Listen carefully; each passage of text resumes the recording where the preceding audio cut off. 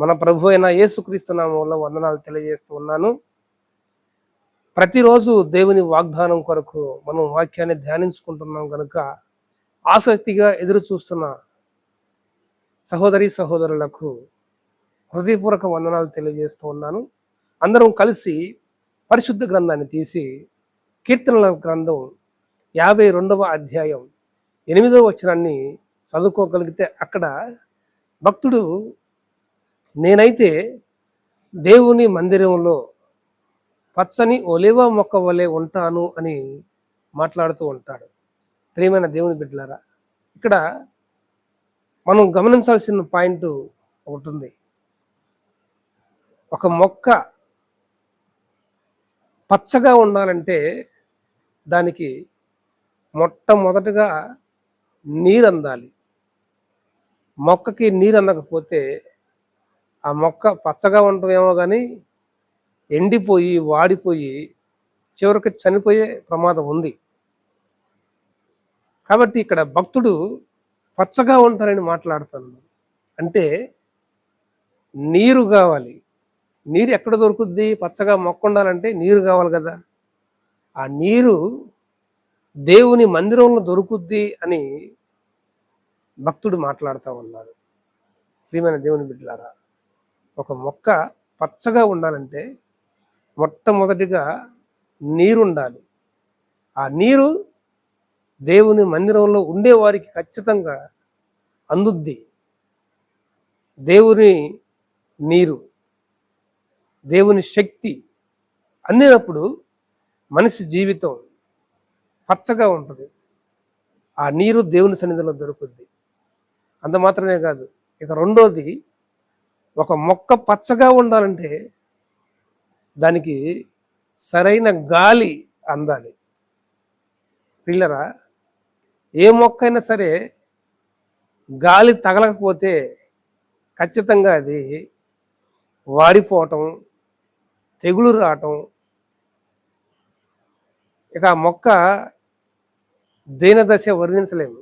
అట్లాంటి పరిస్థితుల్లోకి వెళ్ళిపోద్ది. కాబట్టి దానికి సరైన గాలి తగిలినప్పుడు ఆ మొక్క పచ్చగా ఎదుగుద్ది.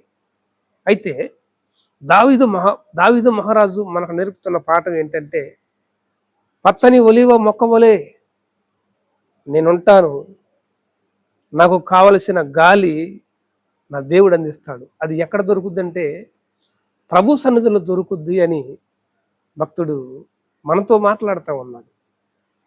ప్రియమైన దేవుని బిడ్డలారా, మనందరం దేవుని మందిరంలో ఎప్పుడైతే ఉంటామో, స్థిరంగా ఉంటామో, అప్పుడు నీరు అందుద్ది, నీరుతో పాటు గాలి అందుద్ది. అప్పుడు మనం పచ్చగా ఉంటాం, కాపాడబడతాం.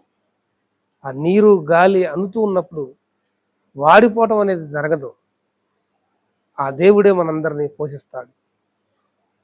అంత మాత్రమే కాదు, ఇక మూడవదిగా దేవుని మందిరంలో మనం పచ్చగా వర్ధిల్లాలంటే, ఒక మొక్క పచ్చగా ఉండాలంటే దానికి సరైన ఎండ తగలాలి.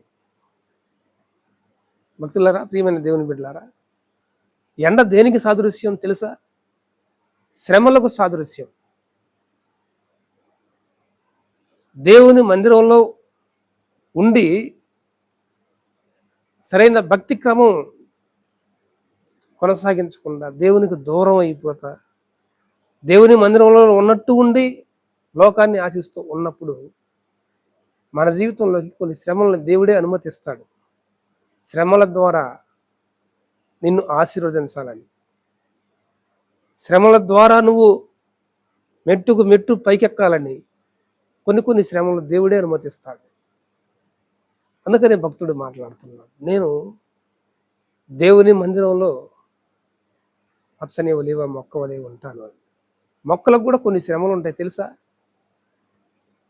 వాటికి కొమ్మలు పెరుగుతున్నప్పుడు కొమ్మలు కట్ చేస్తూ ఉంటారు. అది సరిగా ఎదగటానికి అడ్డం వచ్చిన కొన్ని కొమ్మల్ని కట్ చేసి అటు ఇటు వెళ్లకుండా మొక్కని చాలా జాగ్రత్తగా పెంచుతారు. ప్రియమైన దేవుని బిడ్డలారా, ఈ ఉదయకాల సమయంలో మనందరం దేవుని మందిరంలో పచ్చని ఒలీవ మొక్క వలె ఉండాలి. కాబట్టి మొదటిగా మనకు నీరు అందాలి, రెండవదిగా మనకి గాలి అందాలి, మూడవదిగా మనకి ఎండ తగలాలి, నాలుగవదిగా మనకి ఎరువు వేయాలి. ఎరువు యేసువాడు దేవుడే. కాబట్టి ఆ ఎరువు మనకు ఎక్కడ దొరుకుద్ది? ఎరువు దేనికి సాదృశ్యం తెలుసా? దేవుని వాక్యానికి సాదృశ్యం. ఆ వాక్యం మనకు దేవుని మందిరంలో దొరుకుద్ది. ఎప్పుడైతే దేవుని వాక్యం వింటామో మనం పచ్చని ఒలీవ మొక్క వలె బలవం పొందుకొని పచ్చగా ఉంటాం.